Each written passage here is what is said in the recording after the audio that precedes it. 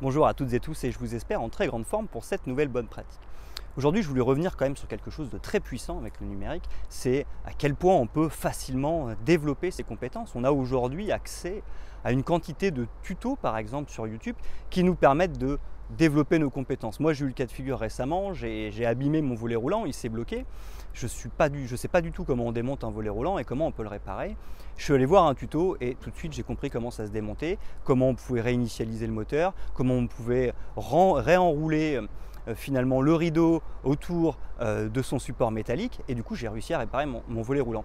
Et aujourd'hui, je pense que ça c'est très utile pour nos équipes. Alors déjà, c'est très utile pour nous en tant que manager parce que ça permet d'accéder à des tutos un petit peu comme ce que je fais, mais comme aussi beaucoup d'autres personnes font. On peut accéder à des articles, à des tutos qui nous permettent quand même de développer nos compétences. On a accès à du contenu aussi payant, bon, c'est ce que je fais aussi, mais que d'autres aussi font, qui permettent d'aller beaucoup plus loin de manière pas très cher, j'ai envie de dire, et surtout de manière aussi assez efficace. Il n'y a pas besoin de se déplacer ni d'investir beaucoup d'argent pour développer ses compétences.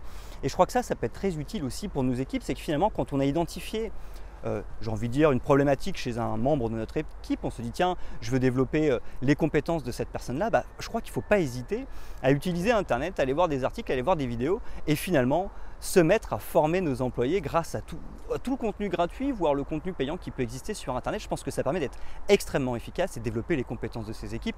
Là, j'ai un exemple qui me revient en tête, c'est un collègue à moi qui devait apprendre à maîtriser le logiciel AutoCAD et qui finalement l'a fait tout seul, quoi. Il a eu effectivement 1 ou 2 heures de cours avec un professeur particulier, mais finalement, avant même le début de ses cours avec le professeur, il avait déjà consulté Internet et appris à développer ses compétences sur ce logiciel par lui-même. Donc en fait, ça permet quand même d'être assez autodidacte, c'est-à-dire d'apprendre quand même tout seul, même si c'est quelqu'un qui nous explique, mais finalement, ça permet d'aller très vite, d'être très efficace, c'est pas très onéreux et ça permet de fortement développer ses compétences. Et je pense que c'est un outil qu'on doit utiliser en tant que manager.